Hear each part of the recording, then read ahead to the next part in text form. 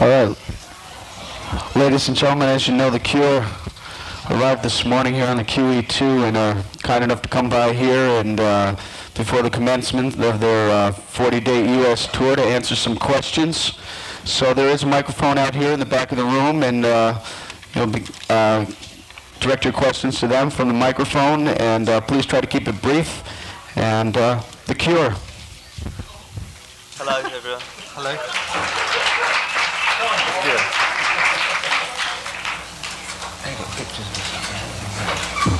Do you want a question? Yeah, our first question is, could we have a drink, please? Our first question, most of the reviews that have come out of Wish have referred to this as being an upbeat album and talks about how The Cure are so mopey and downbeat and so forth and so on. Do you feel that's true? What, the mopey downbeat bit or the... Either one. No, I think as with Disintegration, a lot of the initial reviews are quite flimsy, if that's the right word. I think that probably musically a lot of Wish is more accessible than Disintegration, but I don't think it's particularly more upbeat, because originally Disintegration was perceived as a very downbeat, gloomy album, but it had things like Lullaby and Love Song and Fascination Street. So, and like with Wish, I think people have picked up on Friday I'm in Love and High and Doing the Unstuck, but they've kind of ignored some of the other ones. So I think it's just as varied as anything that we've done. More varied than anything we've done, probably.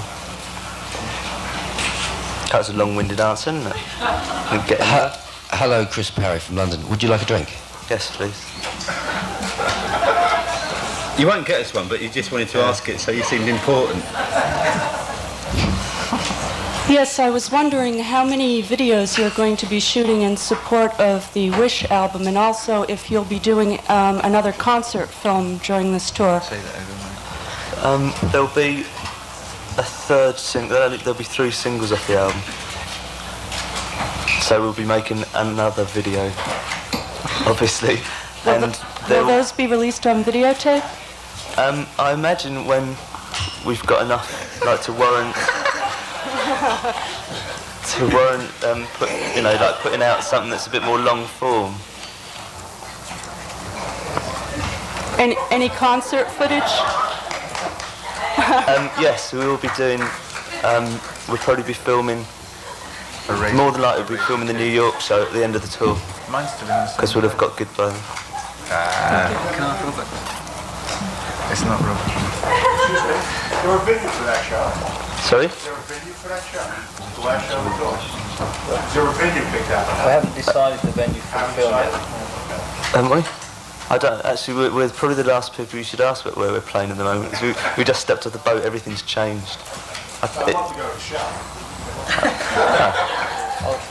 So what did you do on the QE2? Did you play shuffleboard or anything interesting? Why the QE2? It's the only boat that goes over. Only us 3 came across on the boat. Really, just because we prefer it. I mean, me and Simon particularly don't like flying, and we just prefer it as a means of travel across the Atlantic as opposed to playing. And yes, we did play shuffleboard and putting and deck quoits. What was the food good? The food? Yeah, I don't know. I've never been on one of those things. I don't know. It's very posh, yeah. Do they have special seating for you, or? Yes, you have to sit in the same table every night. It's pretty fascist, actually, when you think about it. But no, it's good. They're very nice. Just they kind of tolerate this like idiots, basically. We sort of stuck out a bit, but I think the other passengers didn't really like us being on board, a lot of them, but I think the staff did. Did they know who you were? No. They did when they stuck our picture up in the photo booth thing. But it's all right, because we didn't know who we were either. Thank you very much. Last time you guys were here, we were led to believe we wouldn't ever see you tour again. What has happened in the ensuing years to change that? Say that again? Last time you were over here, we thought we'd never see you again. What happened since? We haven't played yet, so you might. I didn't think that we would come back. I mean, when I was saying all that, I mean, it was me saying it. I really didn't think that we would come back to America and play. So I suppose it's about a process of erosion, really, that the demand's there and it's sort of like being chipped away. I think once we're here, we're like determined to enjoy it, but I think I've been reminded of all the good parts of the last American tour, and I've been forced into forgetting all the bad parts. I bet we don't play tomorrow night. Why? It's because you're difficult to crowd. This is for Paul. How's your arm? Yeah, it's good, thank you. You can play all right? Yeah. Okay. Back at the diner, I didn't quite hear who was opening for your shows. Cranes. Cranes? Yeah, they're a group from Portsmouth in England. I heard you just mention that you kind of forced back here because of demand. Are you happy to be back here? Yeah. Good to know. Well, I mean, this is kind of a difficult. We've had to get up at 7:30 this morning, and it doesn't feel very normal coming and doing something like this at the best of times. So, but I think we did 12 British concerts before we left, and they were getting better and better as we were going along. So if we pick up from that, We've peaked now. but I mean, that's the only part of it that really makes any sense to me. I think to most of us is that if it works on stage, the whole thing works. If it doesn't, it doesn't. See here. At the diner, I was the one that sent you the picture. I was wondering if you liked it. I did, yeah. All right, thanks. Thank you very much. Underneath it, I took it apart because I could see there was something underneath it. It's That was a design I didn't really like, so it made a good back. Sorry. So do you have any plans for anything off schedule that you're going to do? Some place you're going to go, something you're going to see, something you're going to film, somebody you're going to visit? If only it was like that. I can't remember the last time that I actually went out and did anything on a tour. It's probably about 7 years ago. But everyone else does a lot more than I do, so... What's that? Well, these we just like probably taking Disneyland. Thank you. That seems to be something that always happens. Just depends on how much time you've got off in any particular place, and just find out what there is to do in that place at that time, and how you feel from the previous night. So you're going to buy a leather coat like the rest of... that way at least you can Am all... I the only one? No, there's 3 of them. You've got to get 2 more. Mine's in England, so I left it behind. It's being shipped out. Irish sport way. Most of the time on days off on a tour that's this long, it's like 11 weeks, the temptation is just like to do nothing, because all the rest of the time you're meeting a lot of people and you're doing things, so it's not as if you're kind of missing out, you know. Usually a day off means that you're just happy to have a day where you don't have to do anything, you just sleep. Robert, you said a few years ago in an interview that you hated making videos. Do you think that it takes away from the music at all? I hated making videos, did I say? Yeah. I think that the better videos that we make add something, and that's why they're the ones that I like. I think the video for High was really poor. The process for making videos is a bit tedious, but they're good. But the video for the next single, for the Friday I'm in Love one, is good because it actually brings something out of the group that isn't necessarily in the song. So when they work on that sort of level, it's worthwhile. But sometimes they're just so gratuitous that you wonder why you're bothering. You know, it's like, so what? It's another video. It's just. But then I suppose you can start to think like that about things like this as well. Just self-promotion. It gets a bit tedious after a while. We try and do as little as possible. Brian? As you know, I know you guys are tired, but as you know, this is an election year here in the States, and how do you feel about people from the rock community coming forward and giving their political views and influencing these young minds who are buying your albums? Just say the last bit again. People from. How do you feel about people from the rock community, like the different band members coming forward and giving their political views to these voting age people who are buying their albums? Do you think that's fair? Do you think there's a place for that? There's two ways of looking at it. Is that if you're stupid enough to vote a certain way because someone who's in a group tells you to, then it's But at the same time, there are by default, I suppose, people that are in groups that are aware of what's going on. You don't have to be a complete fool to be in a group. You can like live outside and be aware of things that are happening. I don't think any of us have ever proffered anything but the most kind of general, sort of liberal views. I would never try and influence the way someone was voting.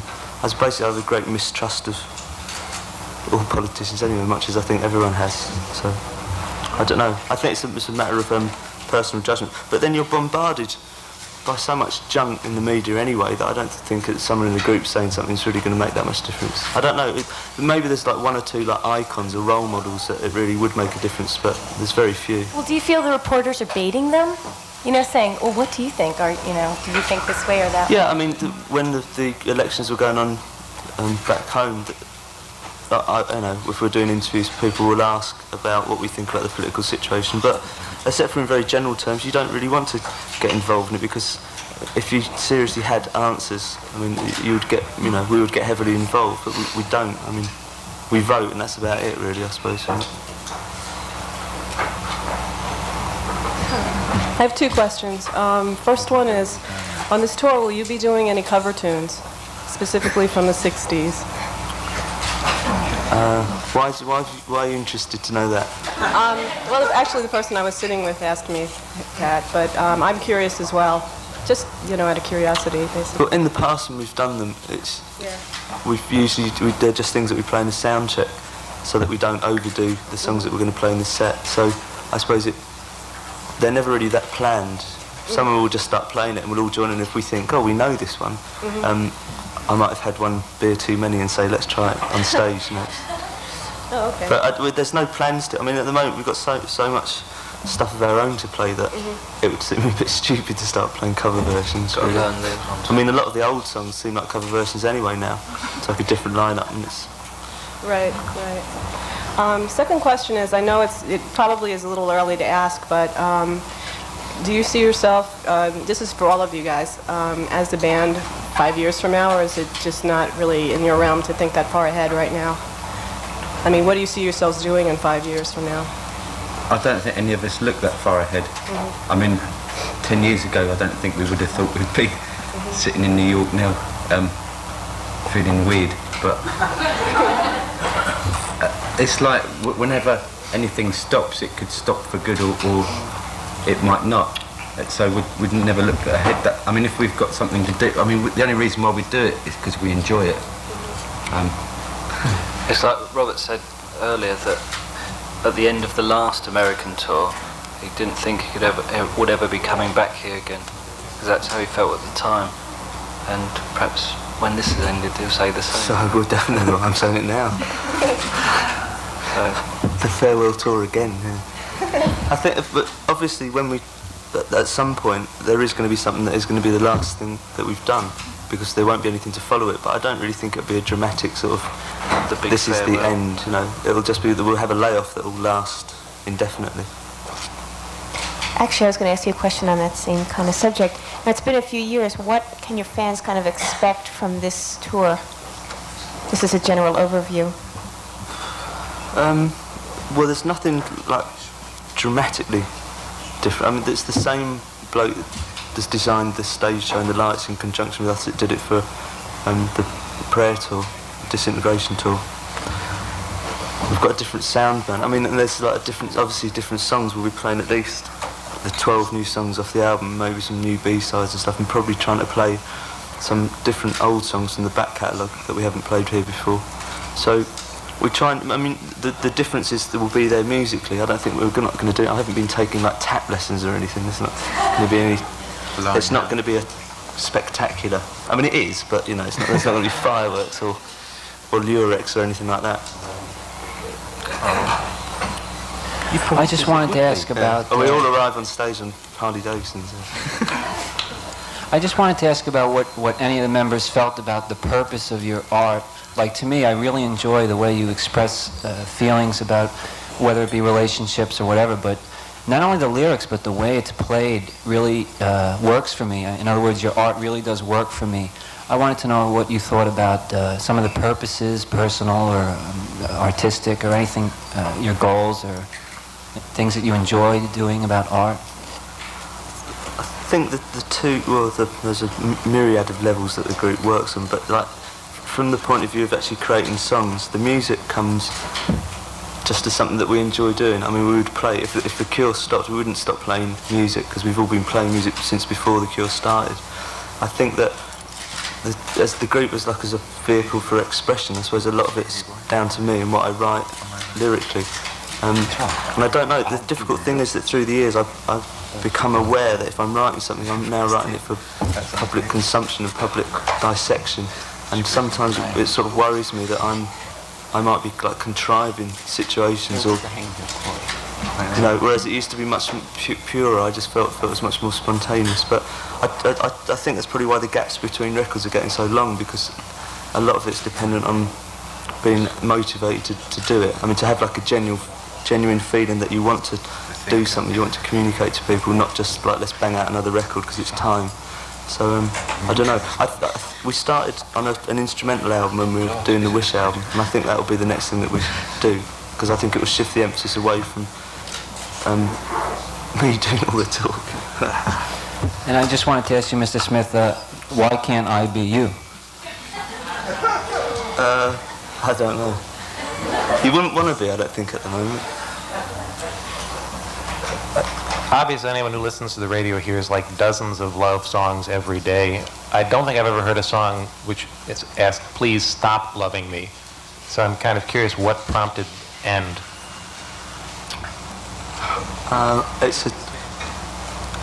It's a mixture of, I suppose that the kind of thing that when we got off the boat and we walked into the cafe and stuff this morning, we see it like from two obviously different perspectives. One is that people are genuinely excited that we're there, which is very hard to come to terms with, because you start thinking, we're just sitting there and people are being excited. It's weird. And but our own perspective is, like we're doing it because it's part of what we're over here to do. But that has gone into making me very aware of people building us up into something. I mean, sitting here and just doing all this, I think I'm even more acutely aware of how absurd some of it's becoming. And that's coupled also with the fact that I sometimes find myself believing a lot of it, and it's that the person in the song that I'm writing about is actually me a lot of that song. It's that I can just keep manufacturing, and I'm actually keep responsible for a lot of the things that irritate me. It's funny, it's a paradox really, but it's also, I thought I had those words written, actually on the last American tour, so they're quite old. So it's a feeling that I haven't had for a long time, but I got an inkling of it back this morning, so. And it's been driven home with every flash. Hi, I'd hate to bring the topic back to your videos, but I'm a little bit curious about your working relationship with Tim Pope. I know that he's been directing for you throughout your career, and I'm curious if you're going to continue working with him. I think we'll more than likely do the next video with him. Because he was joking around that he himself thought High wasn't as good of a video. He thought it was what, sorry? He himself admitted that High wasn't as good of a video as he would have liked. I'm curious about how you guys worked together and coming up with the concept. I think the problem with High was that we tried to make it too clever. I think the videos that work best with Tim are the ones where we have a very simple idea that we know is going to work, and we can just react to it. Like High took 2 days to make, and that's why it's even worse than it would otherwise have been, because we knew when we were halfway through day 2 that it wasn't working, and he knew as well. There wasn't much we could do about it by then. Whereas with the Friday I'm in Love video, we actually did it in about 2 hours. We just had some beers and just did 5 takes, and that was it, and that was the video done. I've heard that your personalities are very similar. Would you say that's true? What, me and Tim? Yeah. This is coming secondhand from a producer, so I'm not really sure. No. I don't think they are, actually. I don't think I'm very much like him. I hesitate like him. That's about it, really. Thank you. I can see him thinking. In that part of it, I can see that we're similar. But he's much more. Yeah, it's difficult. I would really hope I wasn't like him. Anyway, not in the privacy of my own room, anyway. A few of us at the fan table were curious as to why both Christmas and cats are often mentioned in your music. Why? Why? It seems to be a common theme. You say, there's Love Cats, and you mentioned Cats and High, Yeah. and Christmas and several other songs. I suppose a simple, dumb answer is that I like cats. Just wondering. And Christmas is just like is an excuse for people to be. Christmas works as an excuse for people to be friendly. Sometimes, and they don't really mean it. Other times they do. It's a nice word as well. Christmas. Yeah. But sometimes it's a good way of breaking down barriers between people. People sort of are more themselves at Christmas in a funny way. But and also, having said that, Christmas is one of those things that's never as good as you remember it used to be. Easter's better than Christmas, but Easter doesn't sound as good. Easter's cat. Easter's brilliant. I hate Easter. I'd just like to add that I'm glad you're back. Thank you. Thank you. I like Easter bunnies. Do you? But I don't like Easter eggs. Not Easter eggs, but everyone always has a good time at Easter. Do they? Yeah. I didn't even know it was Easter this year. Didn't you? When I realised that there was an Easter this year. Sorry. It's okay. First of all, are you guys all comfortable? Are we comfortable? Yeah, because I'm not.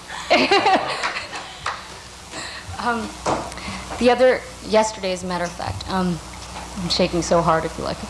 But anyway, I asked someone if they wanted to come to your concert with me, and a passerby interjected, well, the girl said she didn't know who you were, what you were like, so she wasn't too sure. So a passerby interjected and said, well, do you like Depeche Mode? And she said that she did. And he was like, well, it's a given if you like Depeche Mode or Erasure. You've got to like The Cure. How do you feel about this given? What given? I think we've always found it quite strange how we're lumped in with Depeche Mode in America. It only happens here. In the rest of the world, it's like we couldn't find two more disparate groups, really. Although the strange thing is that we know, because like Perry's brother works with Depeche Mode, and in fact, like Perry grew up with Depeche Mode. So we know them really well, but that's why we know that we're nothing like them, and we don't. And our music's dissimilar. It's like. Well, I realize that you have, distinguishable qualities, whatever. Well, I mean, in that the common factor is that they're the same age as us, and they're English and they're lads. You said that it was only like that in America. What's it like in Europe? People just I guess? don't draw those comparisons anywhere else. They don't think they compare us musically. And I think we find it weird that we are compared musically to them. I think it's more on the level that we've reached. Our careers have kind of reached levels at similar times, and that way in other places, the things that we're compared on that kind of level to different groups, depending on who's successful in the same terms as us in different countries. Like it used to be New Order a lot about 5 years ago, and suddenly they stopped getting bigger, I suppose. So Depeche Mode took over as the comparison. I don't know. I mean, it doesn't really. I mean, between the five of us, if we joke about those kind of comparisons, we don't take them very seriously. Well, I hope you enjoy your stay in America. Thank you very much. Thank you. Guys, the new album debuted in Billboard at #2 here, which is kind of amazing. What did you think of that? I was gutted that it wasn't #1. And I'd like to go on record as saying I despise Def Leppard and everything they've ever done. What was the reaction in England too? I didn't catch the charts and stuff. They showed marginally more taste that it went to #1 in England. Right. No, I don't mean that. But I do sort of mean it, because I can't believe how popular Def Leppard are. And also it sickens us that they're always singing with Union Jacks, and yet he adopts that horrible fake rock American accent. You think, good. Now they're from England, and you're not lumped in with them. Huh? They're from England, and you're not lumped in with them. No. I mean, so only one lot of us would walk out if we were. They're not from England. They're from Sheffield. Different place. Right, thank you. Should make you some new fans in Sheffield. If you weren't spending the next 3 or 4 months traveling, what would you be doing? I mean, or what would you rather be doing? Put it that way. That's not a fair question, because I think that whatever you're doing, even if you're really enjoying it, there are always things that you'd rather do. So it's a bit loaded. I think, hopefully, that we're all here because we are going to enjoy it. So there will be times over the next few weeks when each one of us individually will wish that we were somewhere else. But I think, as a group, we take a decision to do something, and everyone's happy with that decision. So it would be a bit negative, I think, to start thinking about what we'd rather be doing. Do you consider this work, though? I mean, it's obviously there's a level of tedium that you'd probably rather not. There's certain elements of it that have become work, but still very, very few. I mean, we're doing this like today, and sort of getting things out of the way so that we're not bothered by it. But having said that, there'll always be things, you know. But it's no, it isn't work at all. It's really good fun. It's quite hard, some of it. For each one of us individually, I think we find different aspects of it hard. But generally, like the constantly like moving on somewhere else and never really feeling that settled for more than never spending more than 2 days in one place. That makes me go a bit weird. But concerts make it worthwhile. Actually playing the shows? Yeah, because we've just played like a dozen concerts in England, and everyone's really enthusiastic by that, and really made coming here like more enjoyable to look forward to, just knowing that. So you actually still enjoy playing? Yeah, we started off, I was saying we're only going to play an hour and a half, because I thought we should pace ourselves, and I think we started off playing 2.25 hours and got up to about 2 hours 45 by show 12. So were you serious when you said, do we still enjoy playing? Sure. But why do you think we'd do it if we didn't? Well, it's I'm not sure. I mean, I can get very little sense of what what you're about from here. We're not obliged to do anything. No, certainly not. The only reason why we're here is because we've said we're going to be here. I mean, that it makes a whole. Don't know. That's just really weird. Well, it's, what I'm wondering is if how much of it is enjoyment and how much of it is a sense of obligation. But do you really think that we'd go on stage and hate it? Like, well, you specifically, or bands in general? Of course, bands in general do that all the time. But you specifically, I don't know. That's what I'm trying to find out. I know some bands do, but what you've got to you have to like also have a balance between the enjoyment that you're getting on stage and putting that alongside the things that you don't enjoy. And I think that's like, we're coming back to America, like I said earlier, there are certain parts of touring which I really, really hate and have a very bad effect on me. And it's just like, as long as I personally think that it's the two like are balanced in favour of going on stage, the feeling that I get from playing music with the others on stage, then we'll keep playing concerts. But I mean, there probably will come a point when the balance shifts the other way, and it's not worth it. But at the moment, for the 3 hours you're on stage, you forget everything else, and that's why it's such a brilliant feeling, because no one can like impinge on that. It's just like one of the best feelings in the world. So. But I do know. I mean, people obviously do it for other reasons. I mean, the fact that I've had a lot of people do it for other reasons. Don't they? Well, most people are in groups to do this bit, aren't they? Not to play fucking music. To earn lots of money. What was that? Well, I mean, for an awful lot of people, like the side of it that we actually don't find we're not very comfortable with, which is like this part. What about when you get? I think everyone in the group must like playing, else they wouldn't do it. You get bands they might like the. They might like this side, but they must like playing as well. What if you get bands that the individual members hate each other because they've been together so long, but they keep the group going because it's like a successful unit, and then they probably like.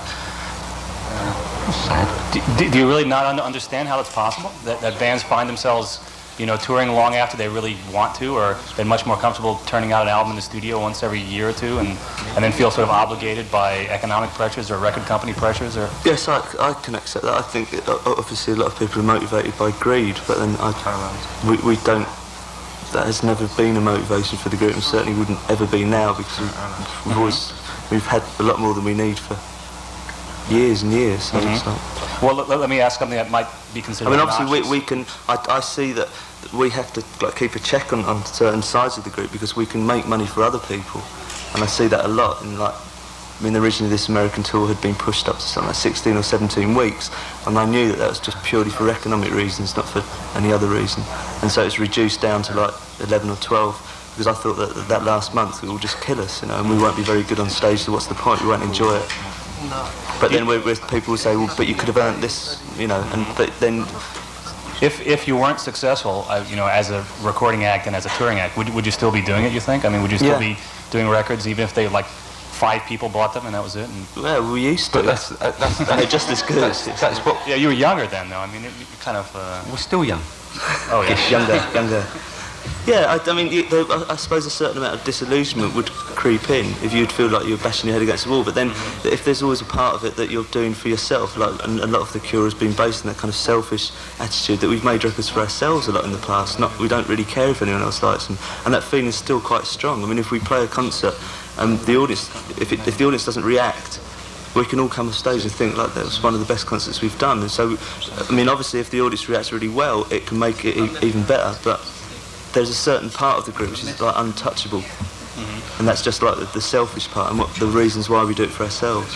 Well, there's an overriding thing, I think, that what a lot of bands do when they have a new album, that they tend to say, well, the last album was crap, this one is the one, which I can understand that, like, because we're really pleased with this album, but at the same time, it doesn't make anything that we've done in the past redundant or anything like that. I mean, like, I still think that Faith is really, really good.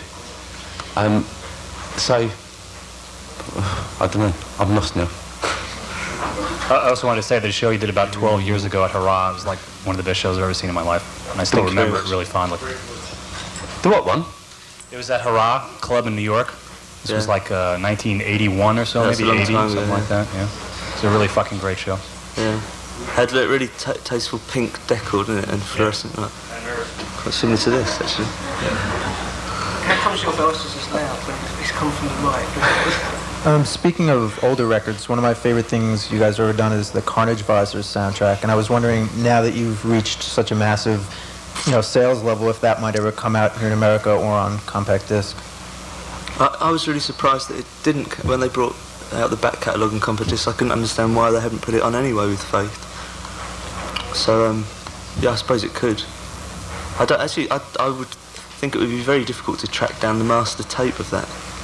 Not that there's any slur on Fiction's filing process at all, but I think it was probably it was stored next to a washing machine somewhere in London in 1980 and doesn't exist anymore.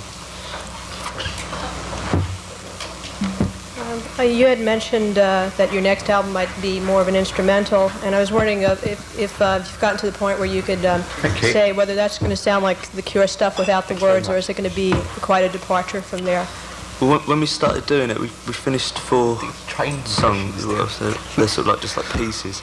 But what was tending to happen was that we were treating them as backing tracks, and that isn't really the way I think it would work. I think we should go into a studio and approach it as a completely different way of songwriting, different way of making the process would have to be approached differently, I think. Because there's still a tendency to think in terms of songs. They were trying to do the 2 albums side by side. I think that was probably why they were coming out sort of similar. The supposed instrumentals and the backing tracks.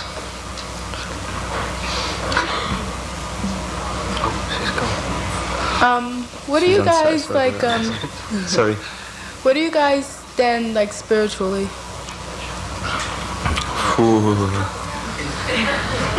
It's very early in the day for this kind of question. Can you be a bit more specific so we can get out of that one a bit easier? Religion, just your beliefs, existence. Should we meet somewhere later on? And I think we're a bunch of hippies, really. We all believe in peace and love. I'm serious. I don't think any of us... Do you guys believe in God? What, collectively? there's... I don't know. I mean, none of us go to church on a regular basis. None of us like have a regular place of worship. I don't think any of us really hold to the notion of an organised religion. We don't adhere to one particular set of beliefs. As to whether or not individually we believe in something that could be called God isn't really something I think that matters to anyone else. I don't, personally. Wish I did, but I don't.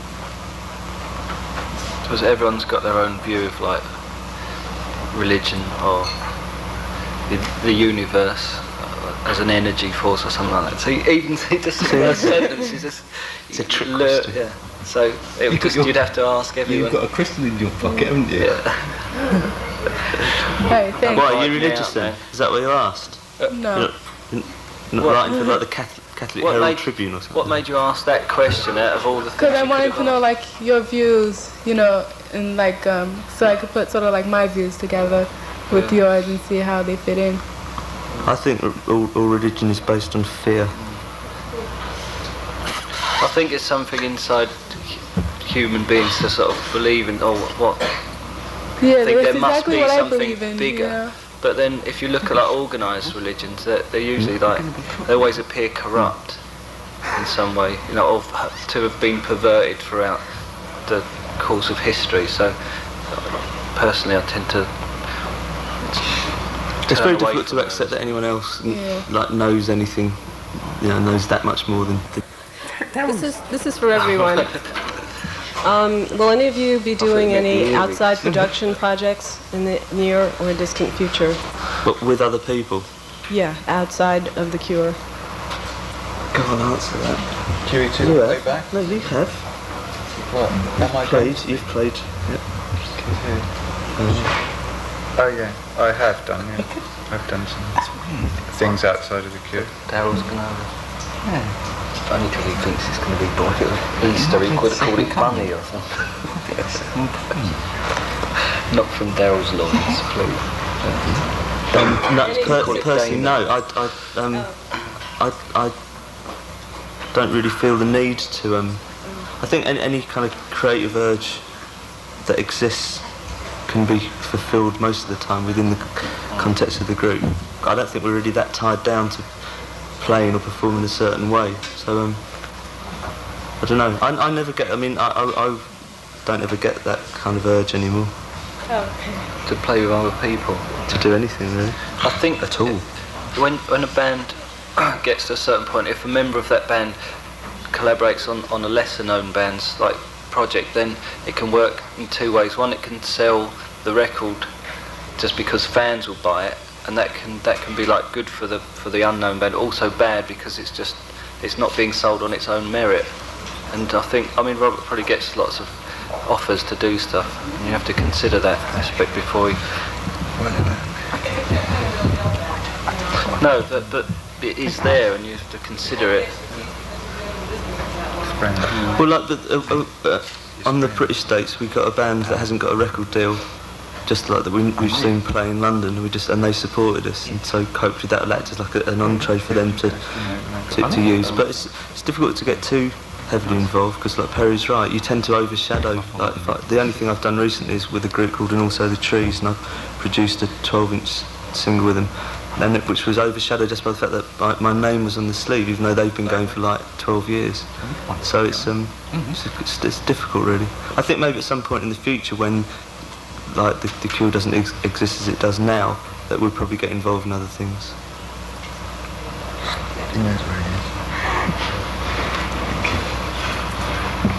Now for something completely different. I don't have a question, but I would like to thank you all. A funny thing happened to me on the boat. We actually saw you on the boat, I think. You were doing Card tricks. You won the talent competition.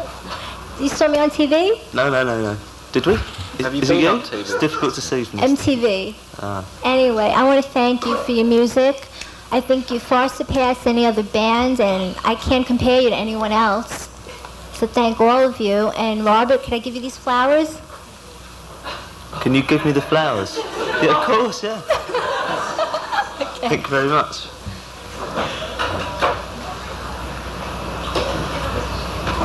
Why were you on MTV? Thanks very much.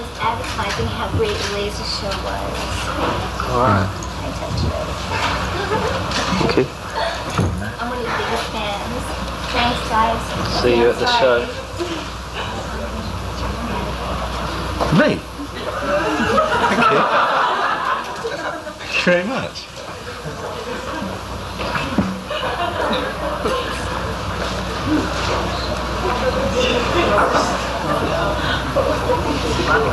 Oh, it's last time. Oh, thank you very much. Thank you. Very kind of you. Thank you. I'm not Robert, by the way.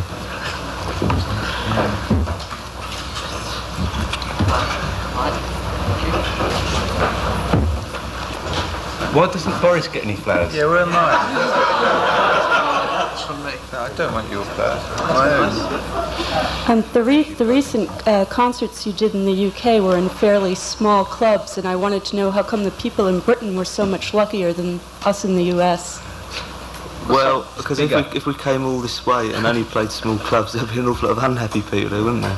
Because we'd have to stay here for about 3 years. In England were quite unhappy that that's always two-sided, that the people that got in really liked it, but there were an awful lot of people outside that didn't like the idea and were saying, why couldn't you have played somewhere a bit bigger so I could have got in? And it leads to ticket forgeries and things like that. And also inflated ticket prices outside and stuff.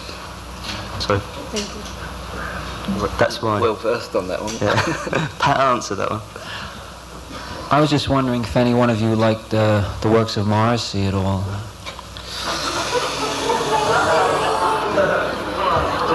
That sharp intake of breath is a no. The other question I wanted to ask was... Do you like him then? I'm sorry? Do you like Morrissey? Well, I like some of the feelings he expresses and some of the ways he expresses it. Don't you think he's a self-pitying twat? I understand your comment. I'm not rising to just on purpose, but like anyone can write sixth form poetry and like feel sorry for themselves all the time. It's just crap. He's really overrated and crap. Sorry. It's okay. You don't have to apologize. One other question. I just want. See what makes me really angry about it is that he's meant to be this brilliant lyricist, and yet. Like, say, someone like Robert spend a lot of time over words and reject things that are far superior than anything that you're listening because you like me. You know, anyone can write about being alone in a bloody room. It's shite. Sorry. Quick part 2 of the question. No, it's okay. As long as it's not about the Smiths back catalogue. No, the last question I had was. There's a lot of news now about racism and all these things in this country. I wanted to know, in South Africa they're now hanging white cops for killing blacks, and here we're hanging African Americans. But I wanted to know if you thought that we're composed of like American leaders and people, a bunch of moral cowards, as Henry David Thoreau said, one of the greatest American writers.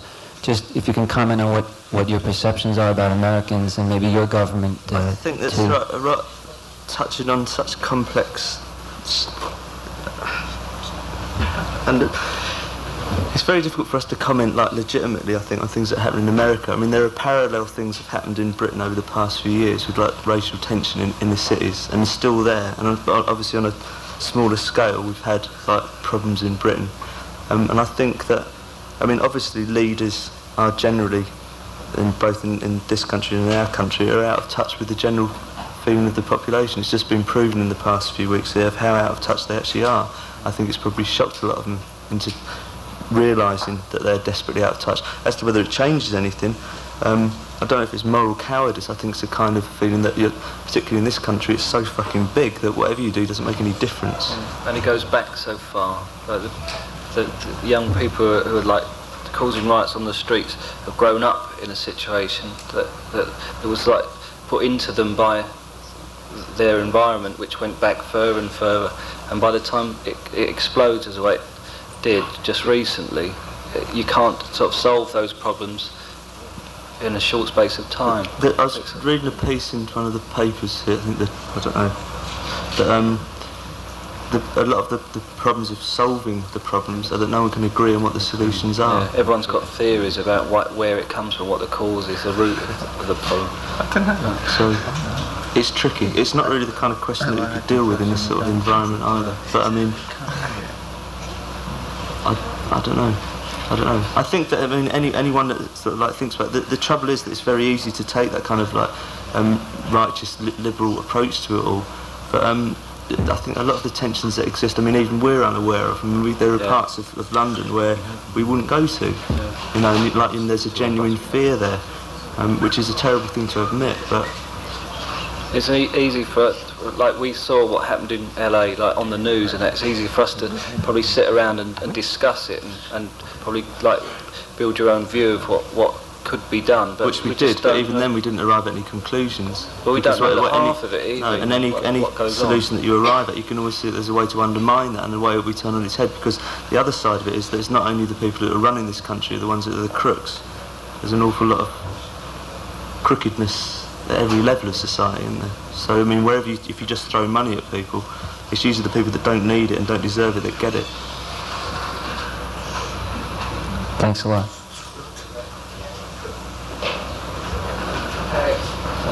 Thank you very much. It's ending on that.